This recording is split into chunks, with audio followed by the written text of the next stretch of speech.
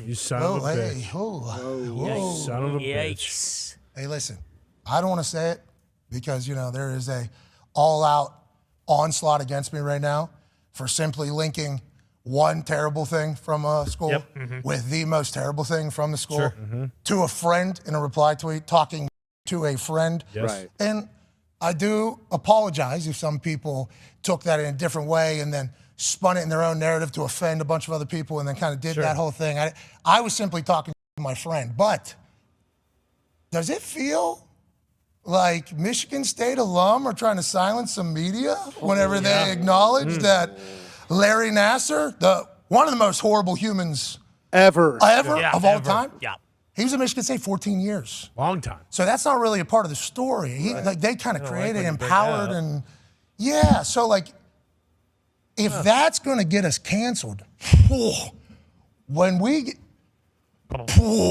On his show, Pat McAfee responded to the backlash received after he made a comparison between Michigan State's football uniforms to serial sexual abuser of minors, Larry Nassar. I was thinking that yesterday as I was reading this thing. People were, you need to delete this and apologize. I'm like, why? I'm talking to my friend about something that definitely happened at his school, and I said this guy's on a design team. But if he was the least of anybody, this guy has done the worst imaginable. So if he did design those terrible jerseys that Michigan State had as well, that wouldn't even be mentioned in the Larry Nassar entire thing. The tweet in question was this reply.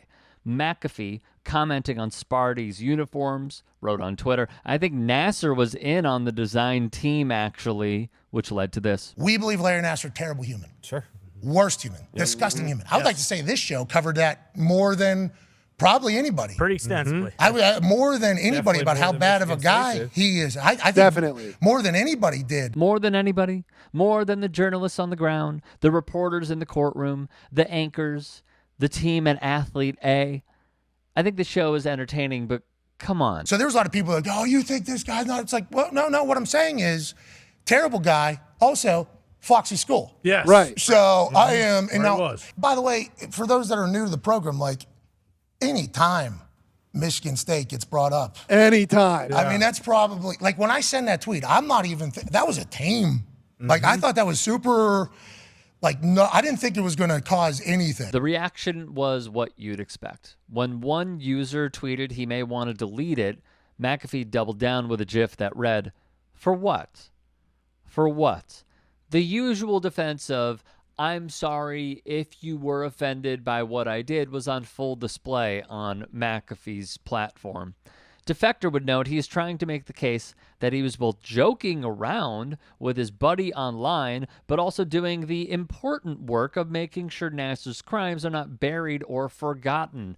Patrick Redford ended his piece like this, and I'll show you. I did enjoy McAfee seeming to forget that he made the original joke that kicked this whole thing off, saying if he did design those terrible jerseys that Michigan State had as well, that wouldn't even be mentioned in the Larry Nassar entire thing. These are the cutting insights for which ESPN is paying McAfee a Draymond Green-sized contract over the next 5 years.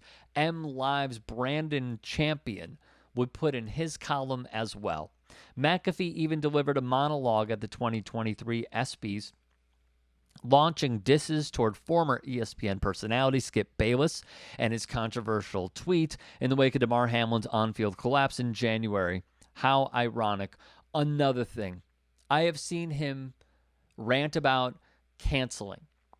I've seen a tweet about cancellation.